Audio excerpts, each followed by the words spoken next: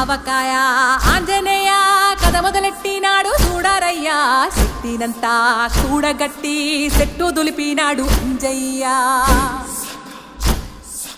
ఎర్ర ఛాయ కోతి అవతార వెంటమాయ కత్తి సేత